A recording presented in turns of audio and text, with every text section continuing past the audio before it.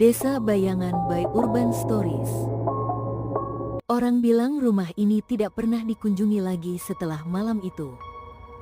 Raka penasaran dengan rumah kosong di pinggir desa. Saat ia masuk, terdengar langkah dari lantai atas padahal rumah kosong. Menatap ke jendela, sosok wanita bergaun putih menatap dari luar, gerbang terkunci.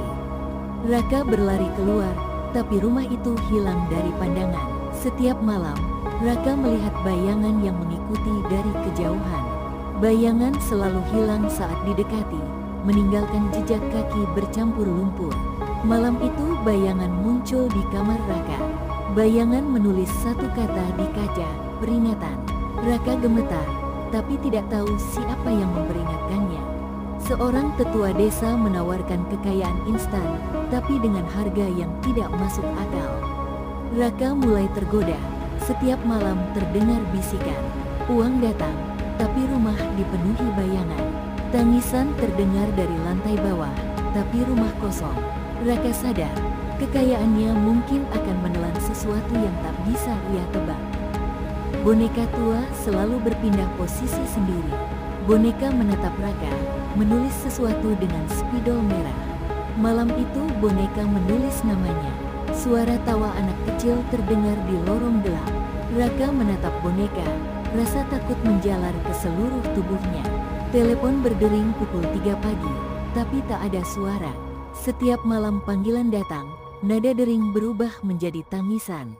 Saat Raka menelpon balik, terdengar suara yang mengenalinya. Nomor yang muncul di layar, nomor rumahnya sendiri. Raka menatap telepon, jantungnya berdetak kencang. Di tengah malam, kuburan di pinggir desa tampak bergerak. Raka melihat bayangan orang berjalan di antara nisan, tapi tanah tetap utuh. Salah satu bayangan menatapnya dan mengangkat tangan. Raka mendengar suara, "Ikuti aku," tapi arah bayangan berbeda setiap langkah. Di rumah kosong, ada pintu yang tak pernah ada di denah rumah. Raka membuka pintu dan menemukan lorong gelap tanpa ujung. Suara bisikan memanggil namanya dari dalam lorong. Raka melangkah, dan pintu menutup sendiri di belakangnya. Lorong itu seolah hidup, membawanya ke tempat yang tidak pernah ada. Cermin tua di kamar tiba-tiba menunjukkan bayangan yang berbeda. Raka melihat refleksi sosok wanita yang menatapnya dengan marah. Sosok itu mengangkat tangan, dan cermin retak seketika. Dalam pecahan cermin, Raka melihat wajahnya sendiri, tapi matanya berbeda. Jejak kaki muncul dari hutan menuju rumah, tapi tidak ada orang di sana. Raka mengikuti jejak itu ke tepi sungai. Bayangan muncul di permukaan air. Bayangan menatap Raka seolah mengenalinya. Bayangan berkata, "Kau adalah bagian dari desa ini sekarang." Malam itu, desa tiba-tiba sunyi, bahkan suara angin pun hilang.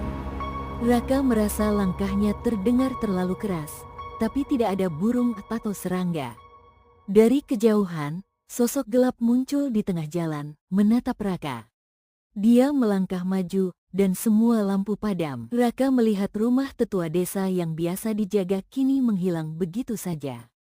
Penasaran, ia mendekat dan menemukan simbol aneh di tanah.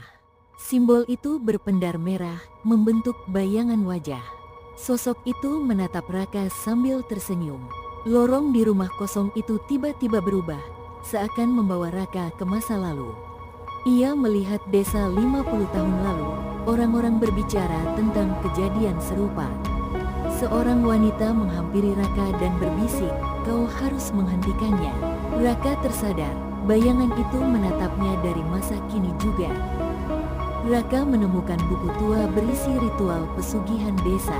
Buku itu menuliskan harga yang harus dibayar, nyawa atau jiwa. Saat membaca, bayangan muncul di belakangnya. Bayangan itu berkata, "Waktumu habis." Sebuah boneka baru muncul di rumah Raka, tapi bukan ia yang menaruhnya. Boneka itu bergerak sendiri, menatap Raka dengan mata kosong. Boneka menunjuk ke arah hutan. Raka merasakan tarikan tak terlihat menuju hutan. Sungai di tepi desa konon dihuni hantu wanita yang menenggelamkan korbannya. Raka melihat sosok terapung, menatapnya dengan mata kosong. Sosok itu melambai, memanggil Raka masuk ke air. Raka mundur, tapi air itu mulai naik sendiri. Telepon misterius berdering, kali ini menampilkan foto masa kecil Raka. Ia menelpon balik tapi terdengar suara dirinya sendiri dari masa lalu. Suara berkata, "Kau harus kembali ke desa ini atau semuanya hilang." Raka terkejut, rumahnya di masa kini mulai berubah sendiri. Baiklah, itu cerita horor tentang desa bayangan. Bagaimana kisah Raka selanjutnya dan apa yang akan terjadi padanya? Next kita akan lanjutkan ceritanya.